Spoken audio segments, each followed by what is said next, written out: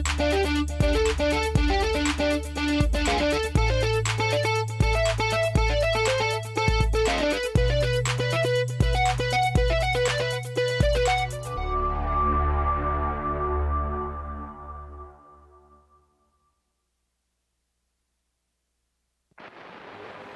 of Earth, we come in peace. Welcome to this neighborhood, neighbor. I am the Martian ambassador. Des Moines and all of central Iowa, welcome to Max World Live.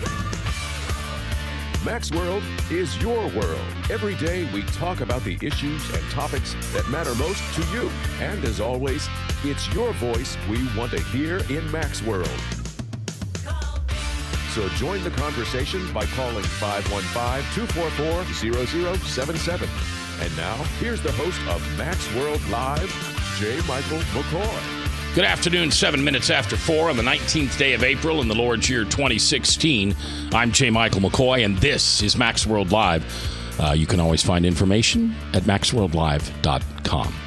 Tom Coates in the house today, along with Frank the Verse, Bob Montserrat, the Cat in the Hat. Later on, we've got Craig Robinson from the Iowa Republican talking about the big primary today in New York, and he thinks he's got it figured out already. And the polls haven't even closed yet. Well, interested to talk to Craig. But otherwise, I think the most important subject we've been talking about all day long on the show is education. Now, we talked about it at ISU and as a basketball coach. We talked about it in Utah as the governor of Utah is trying something really interesting. He's trying to declare that pornography is a public health crisis, therefore getting federal funds to fight it. Well, that's all around education, because if we could educate our kids at a better job, do a better job of educating our kids, especially in the government schools, you probably call them public schools, we could do a better job of raising those kids, and we probably wouldn't have the rate of crime and unwed pregnancies and everything else that we deal with in our society. Well, there is actually somebody doing something about it. His name is Mark Jacobs. He's the founder and president of ReachingHigherIowa.org or .com. .com. All right, ReachingHigherIowa.com. You may recognize Mark's voice. Mark ran for Senator Harkin's seat a few years ago, and I won't ask him what he's going to do about that in the future, but I hope he runs again. All right, so where's your passion on this? Well, Mac, I'm a huge proponent of public education. I'm a kid who grew up in Des Moines, went to public schools. I've had some incredible opportunities over the course of my life. I had the opportunity to lead a Fortune 500 company, so, not bad from a kid who grew up in Iowa and went to public schools. And, I had all those opportunities because I had access to a great education in this state. And one of the things that deeply troubles me is Iowa's loss of leadership in education. And today, we have fallen from one of the top couple states in the country down to middle of the pack, not because we've gotten worse, but we're about dead last in the nation in terms of improvement in student achievement. And that middle of the pack statistic is a misleading one because we still have an easy demographic in those state-by-state comparisons. So if you look at how do our children perform across a comparable demographic, we generally fall at the bottom of the third quartile. And, but that wasn't, when I remember moving here in 78, and we were 1 or 2 in the nation when it came to public schools. We were, and that's the great travesty of this, is we've let what was an incredible asset and allowed children in this state to have incredible opportunities. We've let that slip away. And I'm also concerned about it in terms of the long-term future of Iowa. When you look at the economic growth in this state, our economy is driven by two things, agriculture and financial services. And agriculture is obviously because we're in the middle of some incredibly fertile farmland. But I think a lot of the growth in the financial services sector is because we had historically well-educated, hard-working people. And I'm concerned that we've lost that advantage. You're including the insurance industry in that? Absolutely. Okay. Yeah, because we're a white-collar town. In many respects, the urban areas in Iowa are, white collar, and again, a lot around the financial services, banking, and the insurance sector. So, where did we mess up? Well, I don't know. It's a fact we messed up. My conclusion is what's broken in Iowa is the system. We've got some incredibly talented educators in this state that are doing a great job. And I think the problem is they're working in a system today that does not continually improve. And what we're focused on at Reaching Higher Iowa is advocating for some of those change to create a system, education system, if you will, that will improve over time. Are there states that are doing it right? Oh, yeah. There's, a dozen states or so that have dramatically lifted student achievement. And, a couple you might not think about. Florida, for one, is a state that had perennially been a bottom quartile performer. And with some of the changes they put in place there, today they're solid second quartile performer. And it's not just that they've lowered the standards so it looks like they're doing better. No, absolutely not. And that's, actually one of the issues that causes, I think, complacency that we have here in Iowa, that we have a very low bar that we set for, what we deem proficiency today. And so we kid ourselves into thinking that we're doing better than we really are. Mark Jacobs is my guest. He's founder and president of ReachingHigherIowa.com. I understand that after Hurricane Katrina, they had to have charter schools set up in New Orleans, and the students' test scores doubled and tripled in some cases. Yeah, so New Orleans, and thank you for raising that. That is a great example here, and it's one of the silver linings to Hurricane Katrina. One of the fallouts of that is that essentially wiped out the traditional public school system, and in New Orleans today, 90% of the students go to a charter school. And these charter schools compete for students based off the rate of educational learning that they've achieved with their students. So imagine that for a moment if we had something like that here in Iowa, where educational institutions had to compete for students based off of how good of a job they did teaching your children. Well, I remember a few years ago they tried to start a charter school here in town, and I think it failed, because I remember we had one of the young ladies on that was trying to do it, and it didn't get off the ground. It did fail, and we have a charter law in the state of Iowa, Mac. It is, of the 43 states that have charter school laws, ours is ranked 41st. So the problem we have is that we don't have today the legislative framework that allows high-quality operators of non-profit public charter schools to come to the state of Iowa. Now, what's went on since that? Has there been some reversal to try? Is public school teachers unions, et cetera, are they trying to reverse what was going on in New Orleans? Because there was some good results I was hearing, but I've heard it's went backwards a little bit. Yeah, and look, I think I'll say this. I think the teachers union is often the punching bag. And look, the company I led, 1,000 of my coworkers were represented by a labor union, the IBEW, and I come from the school of you get one of the things I learned from my mother is if you want to track flies, you get more success with sugar rather than vinegar.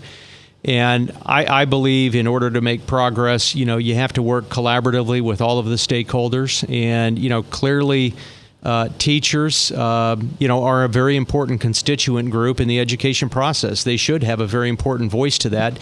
And I think a lot of reasons sometimes union gets defensive is because people blame them for poor outcomes. And the fact is, while they may play a role, I don't think kind of whose fault it is a constructive conversation. We're really focused on what's it going to take to get Iowa back to a leading education system in the country, and I believe that the teachers union should have a voice in that process. Mark Jacobs is my guest, founder and president of ReachingHigherIowa.com. Well, Mark, let me ask you. I understand that you don't want to point fingers, but as we have dropped so precipitously, and I think that you point out properly so, our demographics would argue for a better result, and so middle of the pack doesn't even go deep enough to talk about how far we have fallen, as Mac has said, in recent decades. And so before we can actually correct this problem, I'd like to know, just if I were a listener driving by here, who you think is responsible for this kind of precipitous drop in the state of Iowa. Is it the governor? Is it the teachers union? Is it the legislature? Who is responsible most for this kind of a drop? Yeah, Tom, I think it's the system, again, is not set up to improve. And again, my view is it's counterproductive to start saying who are we going to blame for this. And, we got to, all that does is that gets in the way of the conversation about what's it going to take to restore a leadership position in education. So, what are those things? I think one of the key factors in states that have improved is they start to measure and report what they're trying to do. So what's the goal in our education system? It's not a trick question. It's to educate children. Yeah. Today in the state of Iowa, we have no measurement of how much a child learns during a school year, and with that being, reported back to the parents. And, I think it's a little bit like trying to run a business without a set of financial statements. So who wouldn't want better education? What's the impediment? I mean, we ought to all easily get, is it? And isn't one of the biggest contributing factors to the Democrats and their power position with votes and money the teachers union across the country, in Iowa and across the country? Are they the impediment? Because it looks like a no-brainer. We ought to all want the same thing, shouldn't we, Mark? Yeah, I think we do all want the same thing. I think we can have a debate on how to get there, but I think, to the comments you made earlier, Tom, if the conversation is focused on whose fault it is, you're not going to get going on a conversation about what it's going to take. There's no question that there's a lot of impediments to improve the education system. There's a lot of built-in inertia to do absolutely nothing and to maintain the status quo. And that's what we've suffered here from in Iowa. We've maintained the status quo, and that's why we have not improved. My guest is Mark Jacobs, founder and president of ReachingHigherIowa.com. A little later on in the hour, the Iowa Republican himself, Craig, will be in, and we'll talk about the big New York primary today, and Craig thinks he's already got it figured out who's going to win it. I disagree with him, but he's usually right when it comes to debates between Craig and I, and he says it nicer too. So we're going to come back with Mark Jacobs. John, I hear you on the line. You've got a question. You'll be our first caller when we come back. If you'd like to get in that line to ask Mark Jacobs a question, you certainly can do so. 515-244-0077, or you can text us at the Service Legends Truth text line at 515-809-0993. Tom Coates is in the house along with Frank and Bob. Jeb is producing. I'm J. Michael McCoy, if I haven't told you lately. Thanks for listening. Love this job. Couldn't do it without you. Right here on The Truth.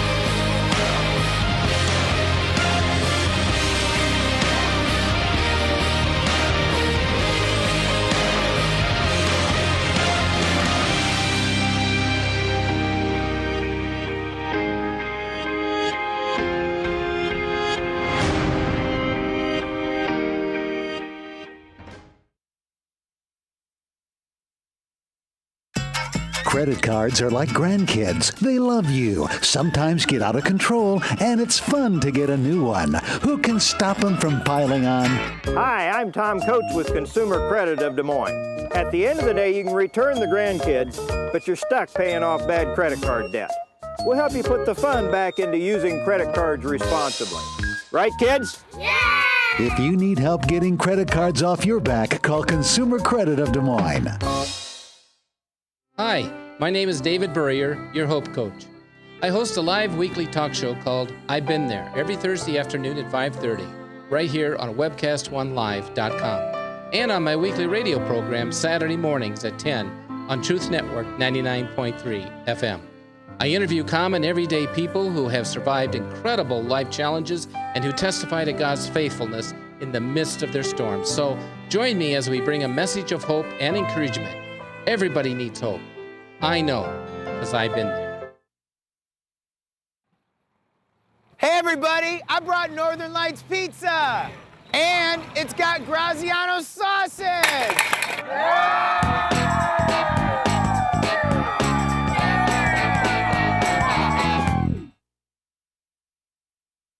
Rockton Prevention is celebrating 25 years of creating a caring community. We want to say thank you to the tens of thousands of Rock High School mentors that have carried our message of health, love, and encouragement to over 1.5 million children, teachers, and parents. Our mentors teach children methods and skills to prevent bullying and drug use. Thank you to all the school administrators, teachers, and counselors for their opportunity to serve you. Rock on, fair citizens. Rock on. This is Pat McManus for Rockton Prevention, the Richard O. Jacobson Foundation, and this station. From the RE/MAX Real Estate Concept Studios, this is Webcast One Live. 21 minutes after 4 o'clock on the 19th day of April. If you don't know what that date means, it was 21 years ago today that the Murrow Building was taken down in Oklahoma City. This after 1 year after the Federales, what do you call them always? Do you have a Federales? Yeah. Came into Waco, Texas, and busted up that, what they thought was a cult. In fact, it was, well, I don't know what it was. It doesn't matter what it was. So the folks in Oklahoma City paid a price 21 years ago today. So that date in history. My guest is Mark Jacobs. He's the founder and president of ReachingHigherIowa.com, which is, well, he founded it. And you're trying to help people be aware. I guess I should ask you, what are you trying to do? So 2 things. Number one, we're trying to raise awareness of where education stands in Iowa and discuss ideas that we think have been proven to work in other states. And the second thing we do is we advocate to try to turn those ideas into changes, be they legislative or regulatory. All right. What about CORE? I don't know much about it. I do have I do have grandkids in school. And I'm honest with you, I don't ask them if I can help with their math, not because it's CORE. I just think I'd fail anyway. But you hear a lot of people complaining about CORE, that it's really changed our educational system. For the better, for the worse, nobody seems to know yet, but they think CORE is at the core of some of the problems. Well, I think, let me just bring this back to Iowa here. We have a set of academic standards. I believe those should be set at the state level. I believe it should be a rigorous set of standards. We should have high expectations for our children. And then we need to have an accountability system to make sure our children are actually learning. I'm a big local control guy. Should be developed at the school district or individual school level, that the state nor federal government should not have any role in dictating what the curriculum is. A lot of power to the local school boards. I think there should be a lot of power there. But again, with that, they need to be accountable then to make sure that children are learning. And that's, to me, is the role of the state, is to provide that accountability model. 515-244-0077. Let's go to the phones where John is standing by. John, you're live with Mark Jacobs in Mac's World on 99.3 KTIA. What you say, Mark, or John, sorry. Well, first of all, how you doing? Did you have a good birthday yesterday? I did. I had a great birthday. It was on Friday. Thank you very much. Oh, yeah, Friday. Sorry about that. I tend to agree with Mark, that we have to stop looking for blame. Look, when my kids first started going to school, we were actually living down in Bonita Springs, Florida, and we had them in a charter school, and it was fabulous. I'm telling you, I did not even realize how good it was until we moved. A couple of years later, we moved up to Arkansas, where my 2 boys, literally, when they took the first tests, raised the whole school district's score just by their 2 tests. It was incredible. And Iowa, who has developed tests, now we find ourselves in the middle of the pack, and it boggles my mind, is that I got a sister-in-law who teaches art at Valley. My wife works at Southwoods in the West Des Moines School District. It's huge what we're not teaching our kids anymore, and I believe with them. It starts at the local level. It starts, especially Christians, that I think in some ways we've become so desensitized by society that we're not as involved as we used to be. And in my opinion, the core root of our educational problem is the parents themselves that are not involved anymore. They're just letting the government and the schools teach their kids whatever they think they're teaching them. Most of them don't even know. Yeah, Mark, I think I think what John brings up is a good point. I believe that parents are a part of the problem in our lowering standards in education. What can parents do better to help us raising higher for Iowa? Right. Well, I think I'd absolutely agree with John. And John, thank you for your wife's service at Valley Southwood. She may be teaching my 9th grader.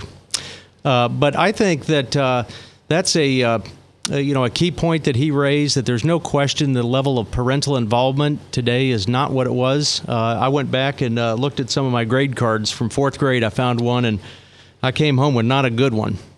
And there was a little note on there for my mother, who's the sweetest lady in the entire world, that said, "We're very disappointed in Mark's performance. We've talked to him, and he is committed to do better." Uh-huh. And you don't see a lot of that level of engagement from parents today. And I think the parents are absolutely play a key role. Now, I think we also use that as an excuse sometime among our educator community, that the parent engagement isn't what it ought to be. And one of the things I've found in my experience is that if the educator community would help to train parents on how to help their child's education at home, that can be tremendously helpful.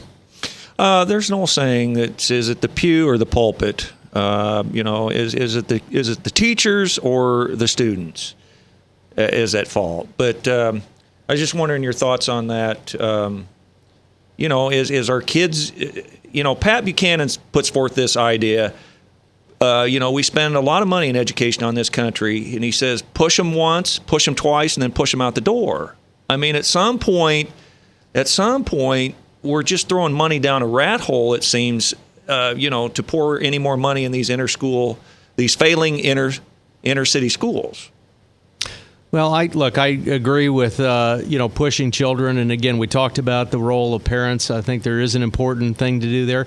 We live today in the era of the helicopter parent, right? In the era of participation trophies, and everybody has to be successful. And I think that's societally, I think that's one of the causes of what we're seeing, is that because we're afraid to speak the truth to our children. I'll go back to when our son finished 6th grade. He had received straight A's in math, and it came time to have the conversation with our teacher about was he ready for the advanced math class, algebra. And, we had just expected he would be, because he had gotten straight A's. And, we don't think he's quite ready for this. And that was a real wake-up call for my wife and myself, because, one of the things we recognized that there's been a lot of grade inflation, but we really weren't getting accurate information on where our son stood in his progress from the normal channels. And I think that's why, making sure that we're able to provide people the real truth on annual academic data that I mentioned earlier, or annual academic growth, is so critical. Now, I think that's interesting, and you brought your son up, so I'm not picking on him, but it sounds like he's a straight A student, but yet he wasn't ready to advance to an algebra level class. Where's the disconnect there? Something's wrong there. Dad and Mom are seeing straight A's. Of course he's eligible for the advanced algebra class. Well, and I think part of the challenge is, teachers just don't want to deal with parents being in their face about, Johnny can't, my son couldn't have gotten a C or couldn't have gotten a B. He's a better student than that. And so I think what you've seen systematically in our education system is a lot of grade inflation here. And again, I think the upshot of that is that what that clouds the real picture of where your child actually is. So you're saying that the teachers have acquiesced and been intimidated by the parents in some cases to do this grade inflation. So you're arguing for a consistent systemic change whereby an A here in this school, in this class, equals an A in this school, in this class, and though they're across the state. Mark, how much has, because it is important from a standpoint of the family, how important is it that we have become much less likely to have kids going to school that are in a two-parent household? I think that's that's certainly a factor, Tom. And again, there's more single parent families, and I think, again, to come back to, we can use that as an excuse for why children can't learn. My view is every child can learn. And there's no question that a child coming out of a low-income household or a single-parent household, they have some unique challenges. And, my real question is, our education system should be incentivized to rise to the challenge and figure out how to overcome those obstacles, as opposed to use that as an excuse for why this child isn't progressing. Let's go back to my first question. We were saying that even though you're in favor of local control for the school board, and I am also, you're saying there's need to be some consistency of accomplishment and testing, so that you don't come out of a school that has no expectations versus one that does, and puts you at a significant disadvantage. Even though you both have a diploma, the one diploma means very little when you're talking about the knowledge and the education behind it. Right, and I don't think we're going to accomplish that through grades and requiring every school to grade the exact same way. But I do think that there's tools in terms of assessment tests that can be used that will provide, better and more accurate information as, another data point for parents. Were you saying that you thought that teachers were padding student scores just to kind of push them out the door? No. I'm not saying that at all. I'm saying I think, one of the things that I've observed, and I've come from a family of educators, is, go back to the story I shared with you, 4th grade. When I wasn't doing well, my mother took the teacher's side. Yeah. And I was in trouble. And Right. I think what happens today in a lot of cases, when a student isn't progressing, the parent takes the child's side. So it can't be the student. It's got to be the teacher. Well, I'm not saying it's the teacher. As I said, I think you got a dynamic in here with the parents play a role in this. I think the teachers and the students, all three of those are the three primary factors in the education of children, and all of them are important. Mark Jacobs is my guest. He's the founder and president of ReachingHigherIowa.com. 2 questions before we wrap up. 1, should teachers be incentivized like a salesperson with bonuses and additional compensation if their students do better than others? It's an interesting question. I think that's something that other states have done. But I tell you what we got to do first, Mac, is we have to first be able to measure their performance. And until you're able to do that in the teacher's performance. Exactly. And until we're able to do that, which we can't do today, we don't have the tools. We don't have a consistent assessment test in the state that's aligned with our academic standards. As I said, it's a conversation that's not ripe for discussion yet. I have no doubt that almost every person listening to this radio show is on your side and wants to help you. What can they do? What can my listeners do to help you? Well, I'll tell you what we can do. Number one, go to our website, www.reachinghigheriowa.com, and we'd love to, again, sign up for our newsletter, our updates. And at the median time, as I said, we've gone through on that website what our policy positions are, and from time to time we're going to have issues in front of the legislature, and would certainly appreciate people getting involved. Yeah, if you are in favor of something Mark's doing on that website, and there's legislation out there, you want us to call our legislators and say, hey, jump on Mark's side here and let's pass this bill. Absolutely. And I'll give you one right now. The Iowa legislature right now, as we speak, is debating implementing a new statewide assessment test. That would be a huge step forward for us, that's aligned with our academic standards and would measure that annual academic growth. And there's a lot of noise around that, so if people, would agree, something they can do is pick up the phone and call their legislator and tell them they support getting better information on student progress. House and Senate? I'm sorry? House and Senate right now? Yes. Getting better? Say that again. What should they say to their legislature? That they support the idea of a new assessment test in the state that will accurately measure annual academic growth for students. All right. Mark, thank you for being here. Mark Jacobs, founder and president, ReachingHigherIowa.com. Look it up. Support that website. If you agree with what's going on there, and I think you will, then get behind your legislator and get something going so we can improve our schools. I've got 2 grandchildren that have not yet entered public schools, and I'd like them to come out smarter than they went in.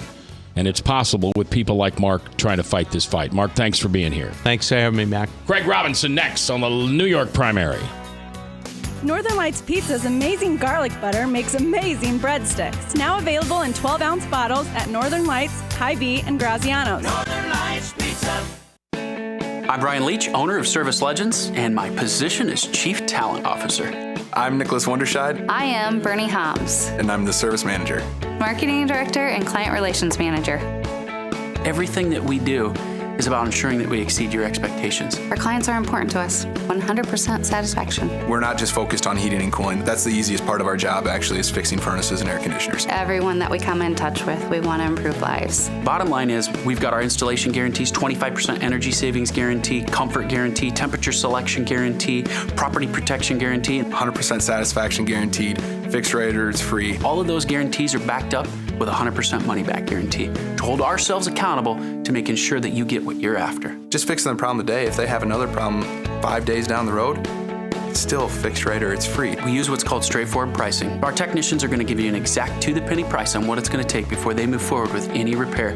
That way you know what to expect. It's the same price every day. No surprises.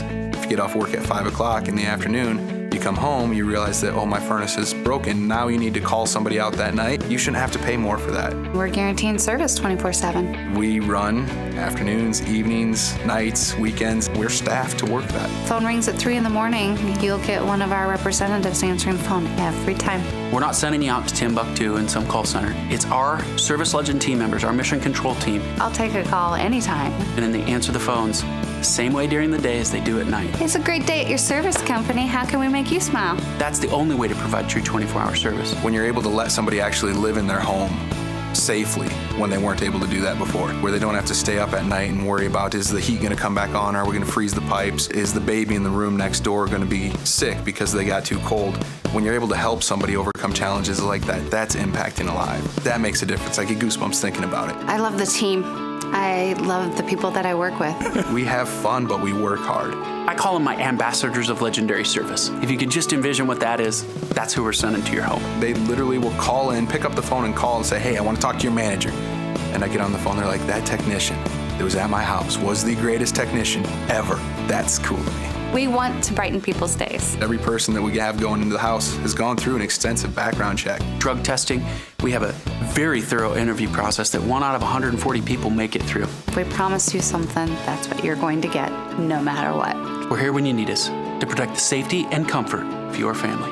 If you're not happy, we're gonna make it right. If we're willing to put 100% money back guarantee on what we do, what type of work do you think we do?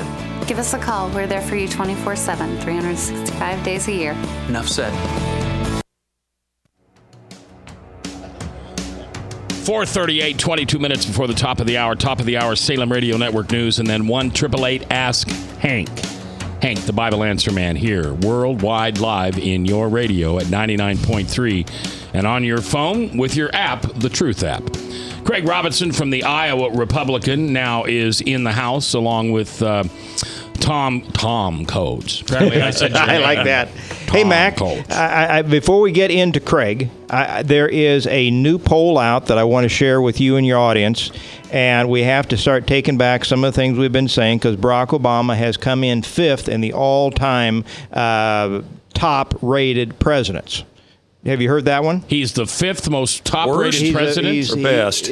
They rank him number 5 in most proficient, greatest presidents. It starts out with George Washington, number 1. Okay. You've got Abe Lincoln and Ronald Reagan tied for 2nd. Okay.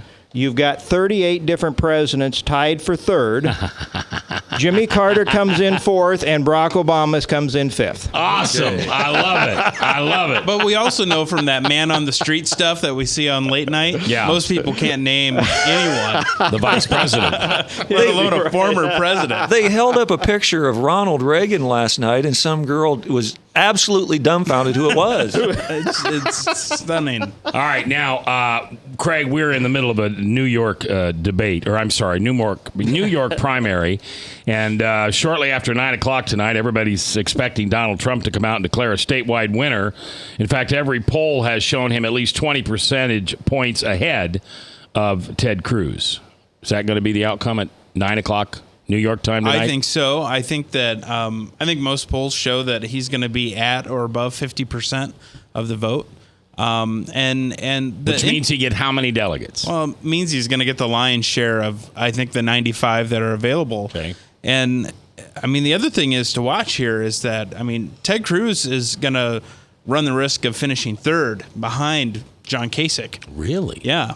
And so this is the month of April is not a friendly month for your conservative challenger candidates. It's the same setup as it was 4 years ago, where the race shifts back to the Northeast. You got Pennsylvania, Delaware, Rhode Island, some of these other states coming up. And these are all states that I expect Donald Trump to do very well in.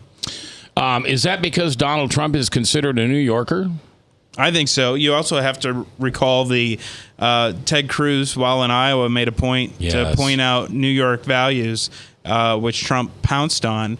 And I said at the time, I'm like, if this is going to be a long, drug-out affair, this will come back and haunt someone like Ted Cruz. Not that he would maybe be able to win it, but I think you got to be careful what you say in politics, especially if you're running to be president of the United States. Wouldn't Cruz have been better off, Craig? Because this came up in a fairly high-profile debate, and Trump just savaged him on it, and Cruz was standing there kind of, wouldn't he have been better off if he could have to have nailed it back to him? Because when he identified New York values, he was describing his support at that point for partial birth abortion. Yep.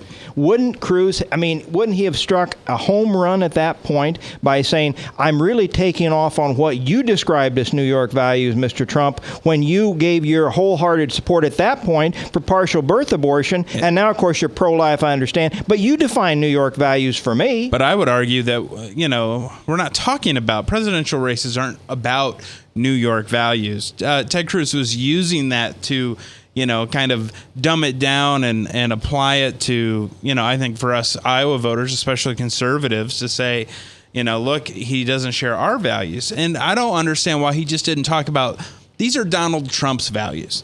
When it comes to marriage and life. Make it all about him. Don't make it about New Yorkers. Don't make it about something else. And this is where discipline matters in campaigns. And there's been times throughout this race that all the candidates, even Ted Cruz, have shown that they lack that discipline. But you got to admit, Trump kind of led that road. He kind of opened that gate to everybody to be nasty. Yeah, look, I mean, this my is... word nasty, not this yours. is, there was a time right before the Iowa caucuses, I drove around the state and went to 4 different candidate events. The last one being Trump, and it was like some of it was comparing Little House on the Prairie to a WWE wrestling match. I mean, at the end of the night, I couldn't write anything to compare these two. There was nothing similar about them. Hey, Craig Robinson is our guest. He's with the Iowa Republican and kind of talking about the big New York primary here. I was telling Tom that Donald Trump tagged Hillary with a new nickname. It's called Hillary the Criminal or Criminal Hillary. Crooked Hillary. Crooked Hillary. Yeah, Crooked Hillary. There was a crooked man. But basically, if y'all remember what her mother taught her when she was young, that if somebody insults you or somebody hits you, you double up your fist and you hit them back twice as hard. Now, this is the second frontal attack by Trump on her that she just passed on and goes, well, I'm not going to respond to that. Trump is just nailing her, and she almost acts timid and afraid to strike back because what do you think's going on? He did this with Bill Clinton first. Shut him down. And shut him down. And I was shocked then of the lack of response from the Clinton campaign. This is when I think Trump's at his best, where you have this frustrated electorate who has watched the John McCains and the Mitt Romneys of the world just kind of, take it and take the high road. Grovel. Yeah, and not fight back, not push the envelope a little bit. And so this is where I think Trump's at his best. And I think that they know, look, I think Donald Trump took Hillary's mother's advice to the bank. I mean, this is someone who, anytime that someone even pokes him remotely, where I would say, just who cares? He doubles down, just keeps hammering on it. I don't understand why this guy keeps talking about Ted Cruz. I'm like, just ignore him. You're up in the Northeast. You're going to win these states. Why? Calling him Lion Ted, the stupid stuff about Ted Cruz's wife, which was out of line. Oh, a lot of self-inflicted wounds here. But then when it comes to Hillary and you see her, not hitting back. Now, the other quick thing I wanted to mention is, did Cruz take himself out of this by saying that real men don't bully women? when he was trying to smack back at Trump, because basically I have advocated for a long time, whoever beats Hillary is going to have to take her full throat to the mat. There's going to be no playing. You knock her out and you go in for the kill. I think Cruz shot himself in the foot because he's not going to be able to attack her now, and Trump didn't take that card off the table. I think when you're running against Hillary Clinton, you have to be willing to come at her from all different angles. Trump is showing that he's willing and comfortable at this level. But I don't think a traditional campaign against her really works. Just like a traditional campaign with Mitt Romney and John McCain didn't work against Obama. I think you have to kind of ratchet it up a little bit. And we haven't seen Cruz be able to do that. And the other thing is we saw Rubio do this a little bit before he got out of the race. Yeah. And he was actually good at it. But the thing is people didn't like it. You have to have the persona to match what you're doing. Right. I think people, they might not like it, but you kind of expect that kind of behavior from Trump, so he gets away with it more than some of these other more traditional politicians. Craig, let me ask you. I watched this. I shuddered, but I watched this last Democrat debate between Bernie Sanders and Hillary, and there was a lot of heat and a lot of fire. But Sanders never went to her most vulnerable spots, in my judgment. It was either he was told ahead of time there are some places you don't go.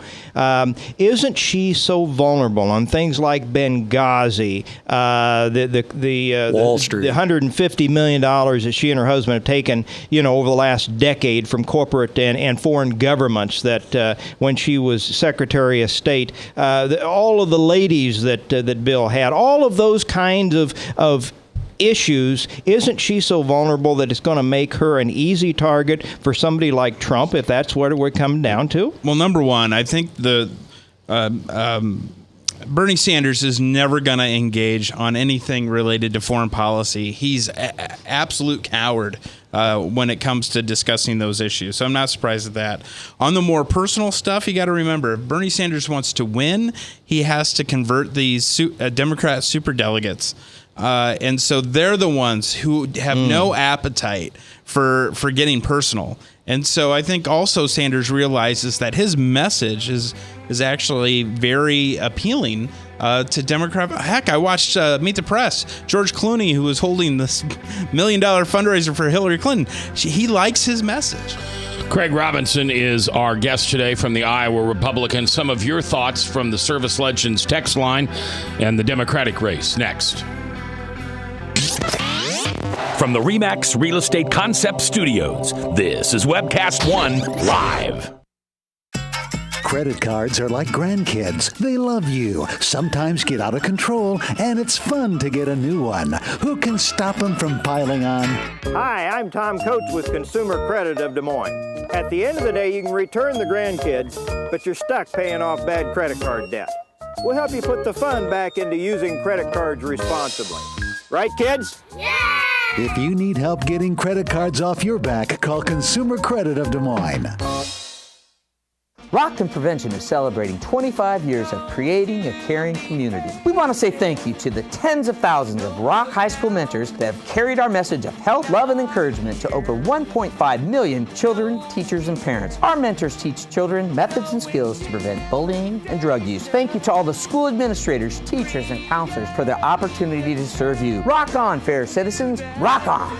This is Pat McManus for Rockton Prevention, the Richard O. Jacobson Foundation, and this station. Northern Lights Pizza, your home of the tasty crust. Our garlic butter sauce now available in 12-ounce bottles at Northern Lights, Hy-Vee, and Graziano's. Northern Lights Pizza. Hi, my name is David Burrier, your Hope Coach.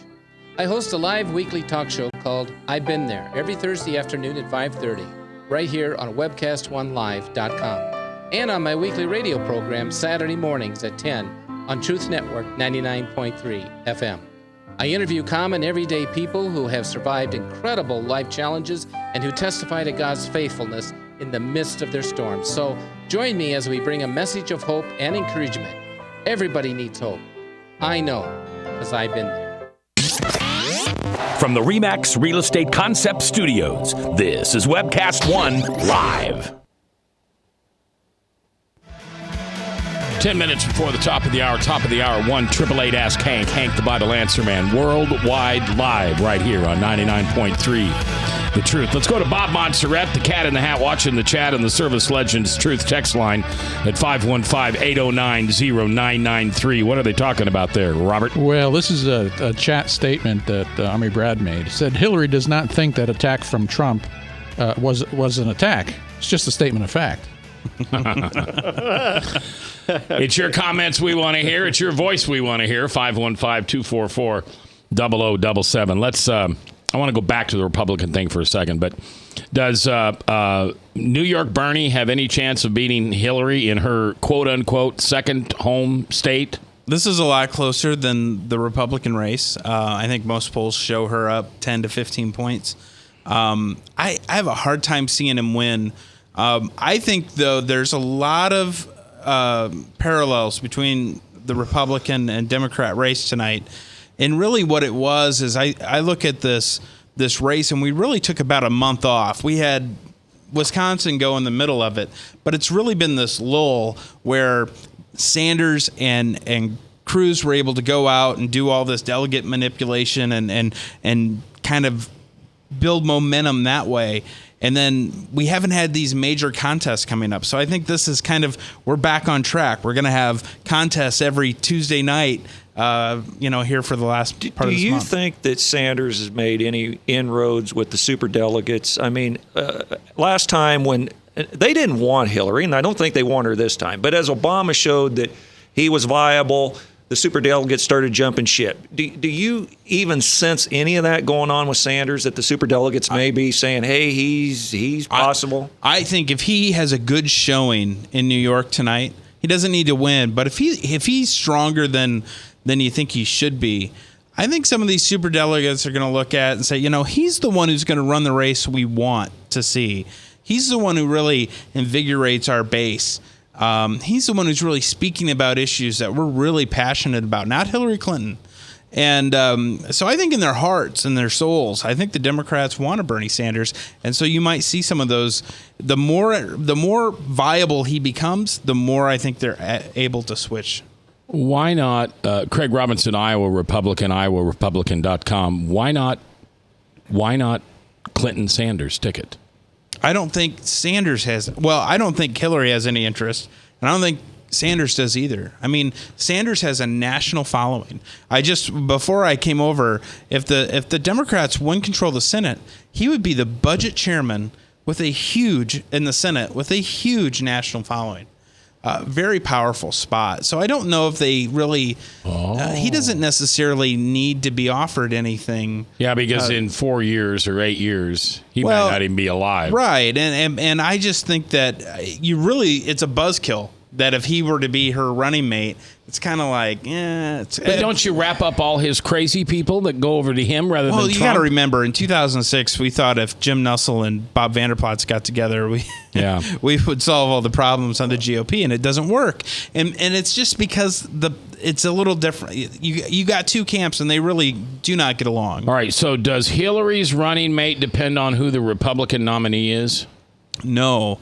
I think Hillary's running mate is going to be someone that we have hardly ever vetted. It'll be someone fresh, new, that we haven't seen. Probably one of those Castro boys from either Houston or that's the Secretary of Florida. Yeah. So, I mean, I think it's going to be someone different. I think it'll probably be a minority of some semblance to expose that, whether you're running against Cruz or you're running against Trump. I heard somebody mention Cory Booker. I think Cory Booker has a future of his own. If I was a Democrat and I was advising him, I'd say don't do it. I mean, Cory Booker, I have friends from New Jersey. They like him. He has a bright future. There's no need for him to jump on a presidential campaign. Let me add, I was thinking back to Bernie. I just can't imagine Bernie holding up against any of our guys. If you give free health care and free medical to everybody, we've run the numbers, it's going to cost $23 trillion. How are you going to pay for this, Senator? Have you done the tax calculators? My taxes would go up $20,000. I don't have it. I don't have it to give, but they would skyrocket. Let me get you to handicap at this point. It would appear that Hillary Clinton gets it. Barring something like an indictment. And at this point, even though we kind of like the guy in charge of the FBI, we figure that the AG is not going to allow that. Who gets it on the Republican side, and how does it come about? The VP pick? Or No. I'm asking who wins the nomination process. Okay, so I'm one of these people that gets weary if you're listening to too much conventional wisdom. The conventional wisdom is we're going to convention. I'm not sure of that, because you have to look ahead and what's going to happen and what's going to change in this race. One of the things that'll change, Trump's going to win big this week and next week, in my opinion. And so he's going to go out to stretch it out to another lead. He's going to get close to 1,000 delegates. And then another important thing happens. There comes a point, I think, next week where Ted Cruz will be mathematically impossible to win the nomination outright. Can't get to 1237. The minute that happens, it changes the way Trump can campaign against him. And how do you go to a state like California and say, I need you to vote for me. I can't win, but I need you to vote against Donald Trump. Which way do you think California leans? I think Donald Trump is a guy to watch. There's a very conservative element to Republican politics in California, but I still think that it's tailor-made for Trump. When you think of all those media markets, all the big events, again, he's a property owner in that state, kind of a hometown guy that helped him in New York tonight. That helped him in Florida. I don't think that this is going to naturally play out to convention like everyone thinks it's going to be. I think Trump's going to get a lot closer than people think. And again, once it goes to convention, Ted Cruz has to beat him on the second ballot. Who's the Donald Trump that will run against Hillary? Is it the rude, crude, out of the pocket guy, or is it does he become all of a sudden more presidential? I think at the rallies, he's the rude, crude guy. I think in the interviews, he's the lovable guy. And that's the other thing. I think when you watch Trump, I think if he is ever president of the United States, I think the media is going to be enthralled with him. And we're going to have presidential events at Mar-a-Lago, and they're going to watch all the scenery, and they're going to love every minute of it. I think he's an entertainer. He's a showman. I think we're going to see a showman as the GOP nominee. And at those rallies, I think or at the convention, he's going to let it rip a little bit, but then he'll pull it back in. And the VP choice, if it's Donald Trump for president? So there's two schools of thoughts here. The first school is no one wants to touch it with a 10-foot pole. The other school of thought is maybe that's the best spot to be in, where you become kind of the gatekeeper to the more normal, regular political class. It might be a very appealing thing for a party that had 17 candidates run, and even in the cycle before, there's a lot of people out there who I think would be great running mates who might not be picked by other candidates that maybe would make a really good running mate. So Christie's not a shoe-in? I don't think Christie's a shoe-in. Ben Carson? Maybe. Susanna Martinez? She's a great name. I like her. I don't think she's a fit. All right, Craig Robinson, the Iowa Republican. You can always catch his blogs at theiowarepublican.com. Until we meet again, remember, I ask you to give forgiveness, because as you forgive, you shall be forgiven. I'll see you tomorrow right here on the radio.